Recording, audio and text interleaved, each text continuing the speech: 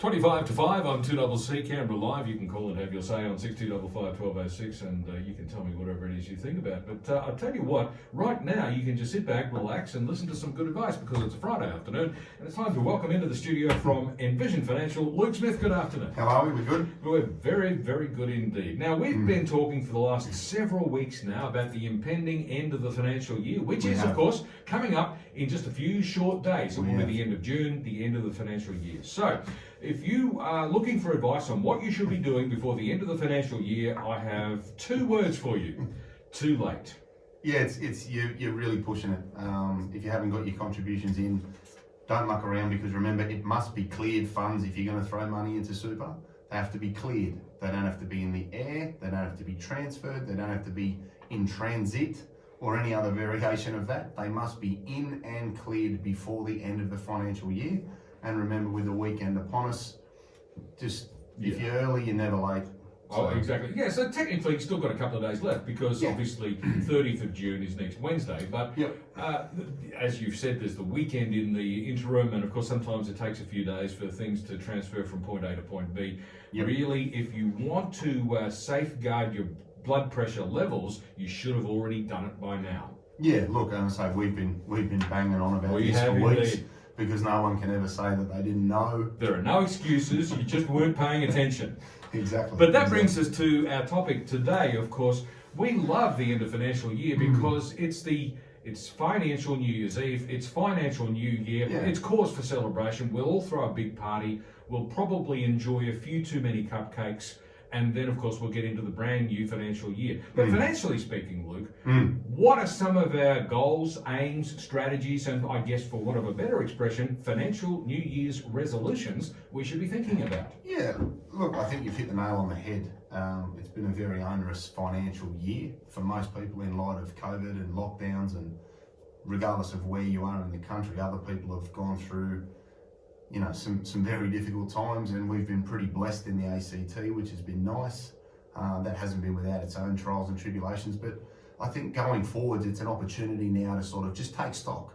I find a bit like Christmas time, it's one of those things that, the new calendar year is a time where you try and sort of, plan things out, and, with July around the corner, it's a good time to be thinking about the next 12 months financially. So I'd be sitting down at the moment and saying, well, what are my priorities?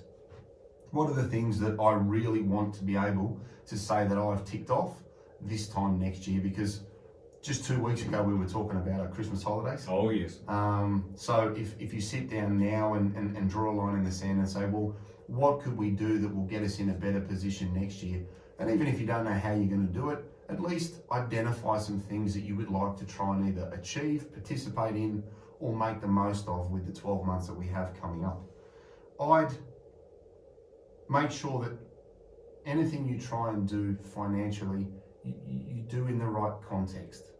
Don't do what your mates are doing. Don't do it at the rate your mates are doing it.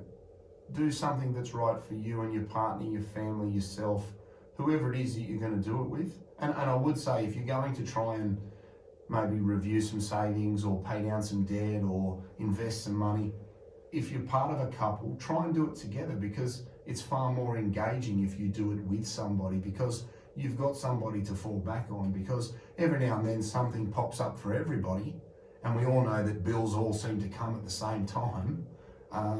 So doing it together as part of a couple can be a way to stay engaged with it, but also then make sure that you do it as a unit, because I find, a bit like a diet, if one person's eating well and one person isn't, it's not really nice to wave those chicken burgers in front of the person eating a kale salad.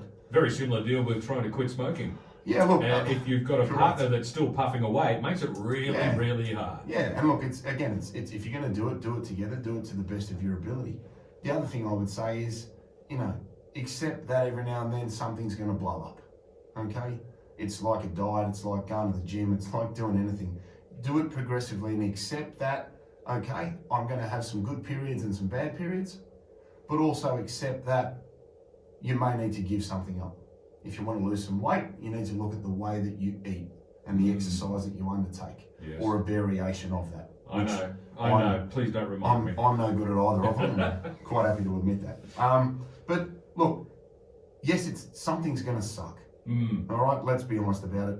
You know, people don't like being told that they need to save some money, but they want to be able to pay off their home because that's their goal. And that may mean that you don't go out Friday and Saturday night, maybe you just go out Friday.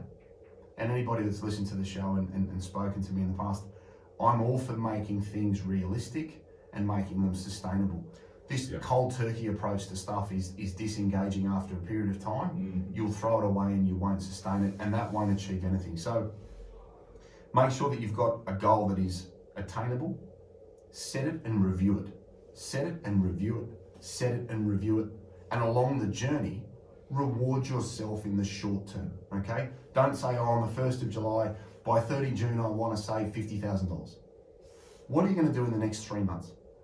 Okay, can I save 5? Can I save 10? Can I pay off this much debt? Can I invest this much money? Can I save this much in my outgoings? Looking at where your money's going at this time of year can be a great way to say, well, let's sharpen up that insurance. Let's sharpen up that mortgage. Let's try and get the rate down. And the difference to what you're paying now, let's actively direct that money somewhere else. And if you tie that something else to something really important, I think that will help you get to where you're going. Because if the reason for doing it is not more important than what you're missing out on, you'll tell yourself that it's not a priority. Yeah, this is one of those interesting things, isn't it? It's one thing to say, oh, I'd like to set this particular target in terms of how much money I'm going to save by the end of the financial year, whether it's 10,000, 50,000, whatever the case might be. That's one thing. But if you're saying, look, I really, really want to go for a holiday in Queensland next year when they finally open the borders, then you've got something more concrete that you're motivating that plan with. Great example. And that's what I mean. Tie it to something that is vital to you. You know, I find if you bring it back to its rawest form and say, if I don't save this money, I can't pay my kids' school fees, you will find the money. If I don't save this money and make this change, I can't give that money to my parents. Stuff that is vitally important to you will help you get from A to B. And the next thing I would be doing is write it down. The second thing I do is I'd tell someone. Yes. Make yourself accountable to somebody so that they know, because every now and then you need a little reality check and someone will go, hey, how you going with la-di-da? You don't want to be that bumbling idiot that goes, nah, going out on the weekend was more important than paying the house off. You don't want to talk to people about that. So if you make what you're trying to achieve that important to yourself or your family, there's a greater likelihood that you'll stick to it, and you don't want to be not held to account, but you don't want to embarrass yourself because you said to somebody that something else was less important. It's not even so much necessarily a matter of making a promise to somebody. It's just that when you actually say things out loud, they become more concrete. They become more real. And you're accountable for your behaviour. You're creating a narrative. Correct, that's right. So if everybody knows that you're going to save 50 grand and you've been telling your mates all year about it, and you don't, you're going to look like a pork chop. Well, you know, they'll be giving you a bit of a tough time at your next year's financial New Year party, but still.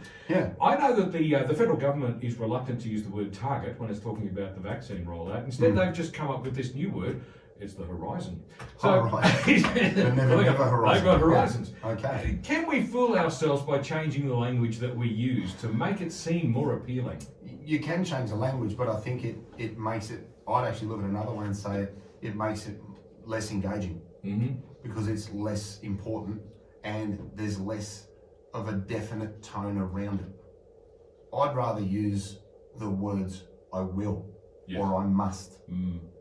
And I've been like that as a person, and I'm a great example, right? I'd love to lose some weight, but at the moment, doing the hours in the office to help the people that I care about, for me, is more of a priority than me going to the gym 5 times a week, because I can very I'll send you a get well soon card when you're in the hospital. But I can very easily say, I can lose some weight later, but it's not a priority to me against, I've got an obligation to people to provide a service that I care about. And that for me is my priority, to the detriment of my weight. You know, but there's an example of, you need to make a decision in yourself about where am I going to spend my time, because you can't do everything all of the time. How important is it to be a little bit flexible? Because you might set a goal, but then things might occur that prevent you from achieving it completely. you don't want to let that destroy your confidence altogether, do you? No, and that's what I said earlier about, be realistic. Set it and assess it. Set it and assess it. And if you do have a month where the car, the house, the kids, and the fridge all blow up at the same time, that's going to happen, right? But don't go and throw the baby out with the bathwater. That's what I mean about being realistic. If your mates are doing stuff and you say, well, I'm going to do that as well, and you're playing out of your lane, stay in your lane. It's everything's about what's right for you and what do you need to get where you need to go. Not what your mates are doing, not what the people at work are doing, not what the ladies at the gym are doing. You can't count money in someone else's pocket. Okay, you need to do what's right for you. You need to be consistent, because consistency will outstrip 9 times out of 10 any fly-by-night specky opportunity or anything else like that. Now, when you've got a savings goal, it might be tempting to try and throw large slabs of cash at it on a regular basis, every pay period, for example. Mm-hmm. But and while that's possibly a good thing, I think in many instances one of the big risks that people run into is nickel and diming themselves. They keep buying 3 coffees a day at $4.50 a hit and don't realise just how much it adds up. So while they're focusing on putting the big slab of cash away at the end of the fortnight or whatever the case might be, they're leaking small sums that add up to a big impact. Yeah, and that's why I said earlier, you've got to look at where your money's going. Look at your outgoings. Look at, just get your phone app up on whoever you bank with and look at where's the money going. You'll probably find that 4 times a week just grabbing out a sandwich and this and a coffee and 1 in the morning when you park the car, and all of a sudden you've done $200 in a week that you could have actually just with some preparation made some lunch, had one. $200 in a week, that's more than $10,000 in a year. Well, but there's a scary number, right? Exactly. Because so many people Wouldn't $10,000 extra in your savings account actually be worthwhile? It would, wouldn't it? The other thing is, do you like coffee that much? Yeah, well,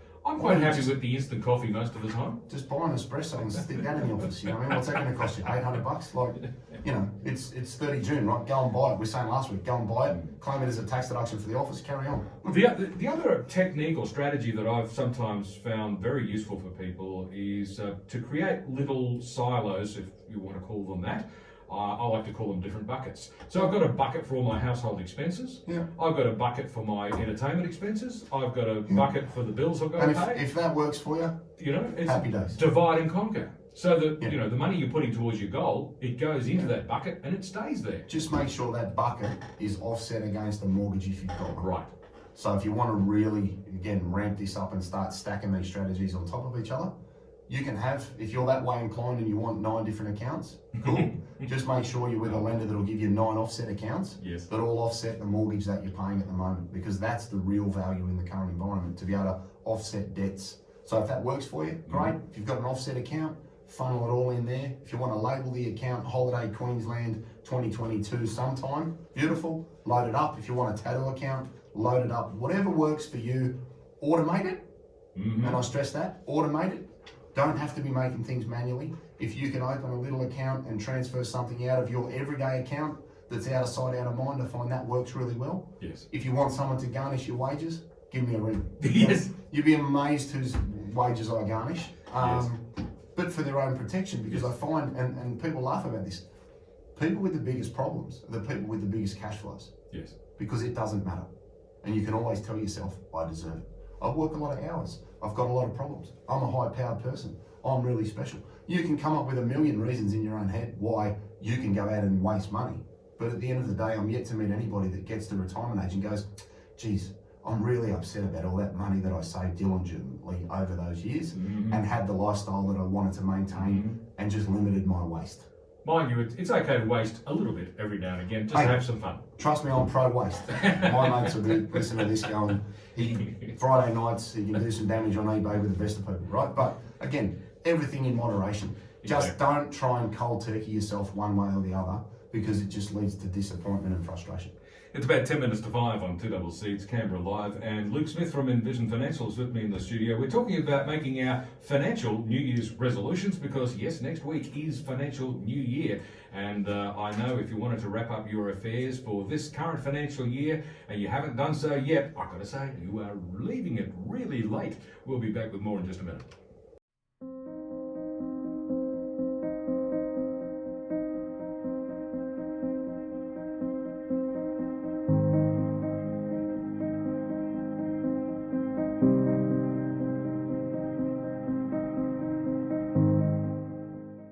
6 minutes to 5 on 2CC Canberra Live, and Luke Smith from Envision Financial is here with me as we approach the end of the financial year. We're talking about making New Year's financial resolutions because next week is the 1st of July and we all get a fresh start. We all turn the page. We all get to forget about the mistakes of the past financial year. So, Luke, what are our key strategy tips for the new financial year? All right, so if I was going to be doing something from July, I'd be working up to achieving your goal. It's a bit like going to the gym. You don't walk in on the first day, bench press 200 kilos, walk out and don't wake up sore the next day, potentially torn to pieces. Start with something and build up to it. If you think you can save $50 a week, do that. And at the end of a month, check and see how you're going. I reckon I could make it 100. Okay, make it 100. Direct whatever you're going to save into an account that you don't look at. It might be with another bank, it might be online, it might be anywhere. Take it out, give it to your mum. Whatever you do, make it consistent. Keep it separate. If you can make it automated, great. If you can set direct debits up and move it out of your account, you won't miss it. But just keep checking it. If you're going to set a goal for a longer period of time, have smaller goals along the way. If over 6 months you want to save $10,000, set a goal at 3 months. Okay, can I get X? Can I save Y? And if you get there, reward yourself. Don't go bananas and unravel it all. Don't blow the lot, no. But, a bit like being on a diet. Be good for 6 days, have a cheat day, not the end of the world. Yeah. So reward yourself along the way so that you stay engaged and you can satisfy yourself and create that dopamine by achieving those short-term goals that end up getting you to the finish line. Don't worry about things if something adverse happens, okay? That's life. We all have stuff like that. We don't see things coming, and to the best of your ability, you can only plan for so much. I'd be reviewing my costs. Good time to look at home loans. Good time to look at insurance premiums. Good time to look at outgoings and where you're actually spending stuff. Am I on the best energy plan? Am I on the best mobile phone plan? Yep. Am I paying for too many streaming services? Exactly right. Exactly right. If you don't need something, chop it down, work out what you've just chopped out of your budget, direct that to your savings account because you've been paying that for the last 12 months. So if you start tallying up the things that you don't need or utilise or can save in relation to costs, channel that difference into a savings account, you'd be amazed what you can find. If you need some help, get some help. If you need somebody like me to garnish your wages into an account in your name that you can't get to, just because Friday night after 6 red wines you're going to get on eBay and do some damage, and look, we've all been there, then do something to get some help. You're not alone, you're not by yourself, but it is something that you can do slowly. Don't race out and make it unattainable and unsustainable because you'll become disenfranchised with it, throw it away, and you'll be having a conversation this time next year about what you should have done. And in line what you're doing with something that you love, okay, because it'll help you stay engaged. This gives you a why. And Luke, what's the destination for people who want more information? So 6260-4749. Give us a ring. We can help you out on that front, or at least work out what you can do going forwards. Envisionfinancial.com.au. We've got the Knowledge Centre there. We've got all sorts of tools and calculators that you can get access to for nothing. We've got the podcast, The Strategy Stack of Luke Talks Money on iTunes and Spotify. And we've got the YouTube channel, Envision Financial Canberra. You can subscribe to that, watch it on your phone, pause it, take some notes. It's there for everybody on all platforms, and go forth and save some cash. Fantastic, and happy financial new year. We'll talk to you next week. We'll see you next week, mate. Luke Smith from Envision Financial on 2CC. It's about 2 minutes to 5. News is coming up next.